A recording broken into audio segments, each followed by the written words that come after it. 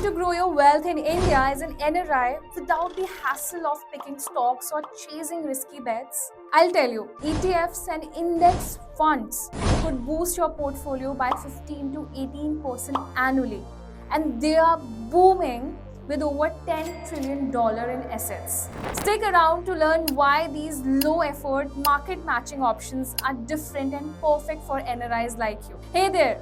Welcome back to SB NRI, your go-to spot for all things finance when you are living abroad but still investing back home in India. I'm Mohini and today we are diving into a super hot topic, ETFs versus index funds. What's the real deal and which one could be the better fit for you as an NRI? So if you are feeling confused or overwhelmed, don't worry, you are not alone. Globally, ETFs versus index fund searches hit over 1,000 queries. But here's the catch, most of those are geared towards Indian resident. But as an NRI, you must have faced a whole different set of rules like FEMA, tax implications, repatriation rules, and these can drastically change your investment game. So that's why in this video, I'm going to tell you as an NRI, how can you actually invest in ETFs and index funds. First, let's understand the data. Globally, ETFs are on fire. In the US alone, ETF assets surpassed $10 trillion in 2024. And even in India, passive investing is booming. The combined AUM of index funds and ETFs has crossed 17% of total mutual fund assets in 2025.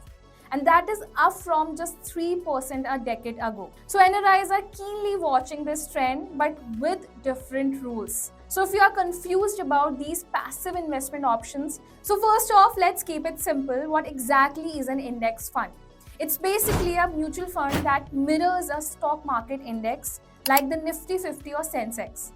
It doesn't try to outsmart the market, it just copies it by holding the same stocks in the same proportions.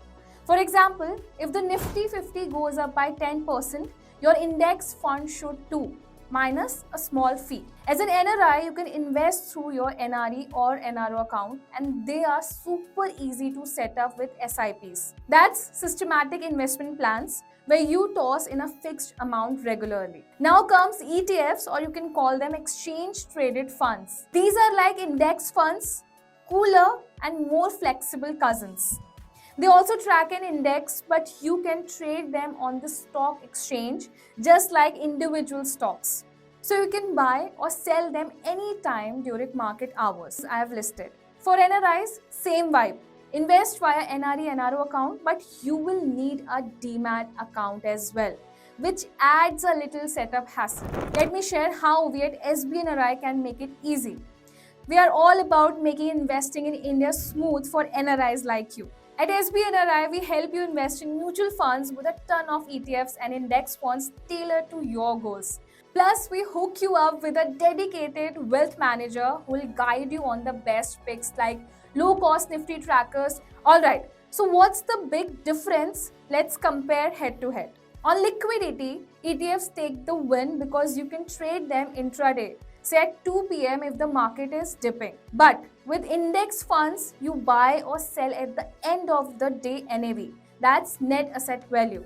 So no real-time moves. But heads up, ETFs come with brokerage fees every time you trade, like 0.01 to 0.05% per transaction, plus STT and GST, which can add up if you are trading often. But in index funds, you don't have to pay any brokerage, just the annual expense. For performance, both aim to match the index, but there's the thing called tracking error, how closely they follow it. A 2014 study on Indian market showed index funds sometimes had lower tracking errors than ETFs, with slightly higher extra returns for funds. But fast forward to 2025, equity ETFs in India have delivered average returns of 10 to 14% annually, while index funds tracking the same indices are right there too, like the Nifty 50 averaging around 15 to 18% over the last 5 years.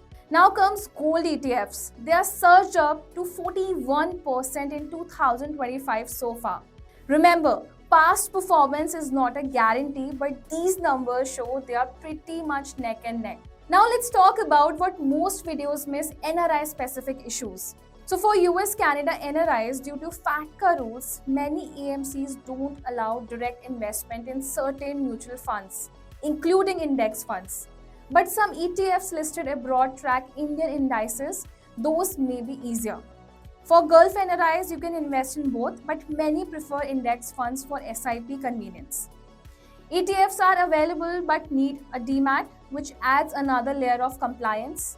Both ETFs and index funds can be repatriated through NRE accounts, but documentation and FEMA compliance is stricter for ETFs. So NRIs need to choose not just based on returns, but on compliance, access, and paperwork. Now comes the pros and cons just for NRIs. So pros of index funds, they are simpler, no DMAT needed, and SIPs are a breeze for abroad. Perfect if you are remitting cash monthly. Cons, less flexibility if you want to time the market. For ETFs, pros include intraday trading and potentially lower cost longer term if you hold and don't trade much. Cons, that DMAT requirement, and if you are in the US, watch out for PFIC rules, that is Passive Foreign Investment Company, which can make Indian ETFs taxable on unrealized gains, potentially bumping on your US taxes. So always chat with a tax advisor. Taxation is huge for NRIs, right? Both ETFs and index funds are taxed similarly in India since they are mostly equity oriented. Now comes short-term capital gains. If you sell within a year, now taxed at 20%. Long-term, over a year, it's 12.5% on gains above. 1.25 lakh rupees and no indexation. For debt versions, short-term, like under 3 years as per your slab, long-term 12.5% without indexation benefits after recent changes. But the NRI twist, TDS, that is tax deducted at source, applies at 20% for short-term and 12.5% for long-term on equity redemptions. Though you can claim it back via treaties if your country's rate is lower, like under India US DTAA. Exact numbers in FY 2024-2025, a significant portion of NRI mutual fund investment phase TDS, so plan ahead. And speaking of planning your investment, if all this has you ready to jump into ETFs or index funds or diversified global ones, no more guessing. Head over to sbnri.com right now, sign up and let's sort your portfolio, or you can download the app from our bio. Don't wait, your investment deserves that expert touch. Now back to the topic. You might be wondering about common questions NRIs are searching online. So based on top Google trends and forums, like here are a big ones. First, can NRIs invest in ETFs in India? Yes, absolutely, through PIS, that is Portfolio Investment Scheme, or non-PIS routes. But stick to repatriable NRE accounts for easy money moves. Second, are index funds better than ETFs for NRIs? It depends. If you want simplicity and SIPs, go index funds. For flexibility, ETFs. Third, tax on mutual funds for NRIs. So as I mentioned, similar to resident but with TDS tracking. To wrap this up, both ETFs and index funds are awesome for passive investing as an NRI.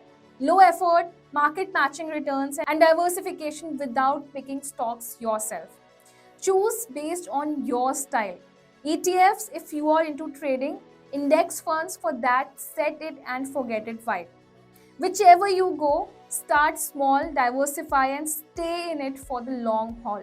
So thanks for watching. If you like this, smash that like button, subscribe to SBNRI for more NRI finance tips, and drop your question in the comments. And remember, at SBNRI, we are here to help you invest smarter in mutual funds, ETFs, and index funds with personalized wealth management. Visit our website, download the app. Let's build our wealth together. See you next time.